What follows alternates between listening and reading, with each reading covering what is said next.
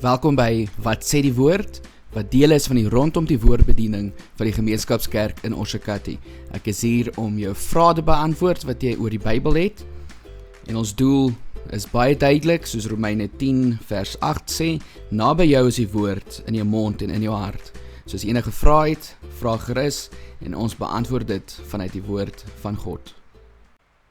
Wat is my doel op aarde? My doel op aarde is baie duidelik, is eenvoudig. My doel op aarde is om God te eer. Paulus skryf in 1 Korintiërs 10 vers 31, wat ook al jy doen, doen dit tot eer van die Here. Ons weet dat God die mens geskaap het in sy beeld, as sy verteenwoordiger.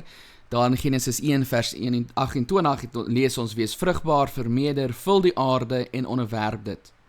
So ons is sy verteenwoordiger wat hom eer en verheerlik.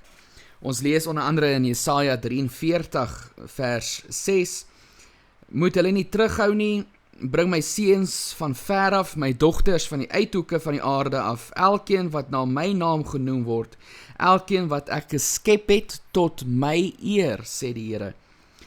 En dan hoe leef ons tot eer van die Here? Hoe maak ons seker dat ons hom eer in alles wat ons doen? Prediker 12 gee vir ons die antwoord daarop, vers 13. Die slotsom van alles wat jy gehoor het is dit, dien God en gehoorsaam sy gebooie. So ons eer die Here, ons is sy verteenwoordiger hier op aarde tot sy eer, deur hom te dien en deur gehoorsaam te wees. En hoe doen ons dit? Daar is 6 dinge hoe ons dit kan doen. Die eerste is skriftuurlik. Met ander woorde, ons leef volgens sy woord, ons leef volgens sy standaard. Die tweede deel is motivering. Wat motiveer my om te leef?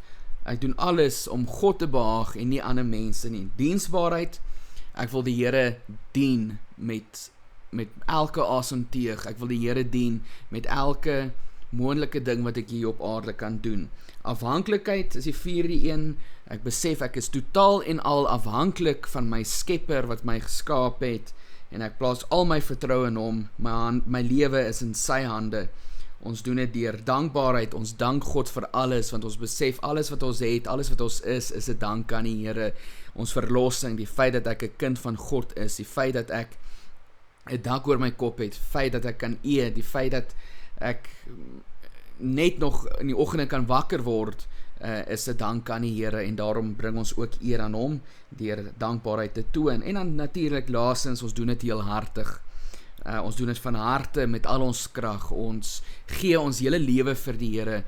God is nie net God oor aspekte van ons lewe nie. Hy is nie net 'n God wat in beheer is op eens of op 'n Sondag 1 uur in 'n week nie. God is in beheer van elke liewe aspek van my lewe en ek gaan my heel hartig toelê om die Here so te loof en te prys.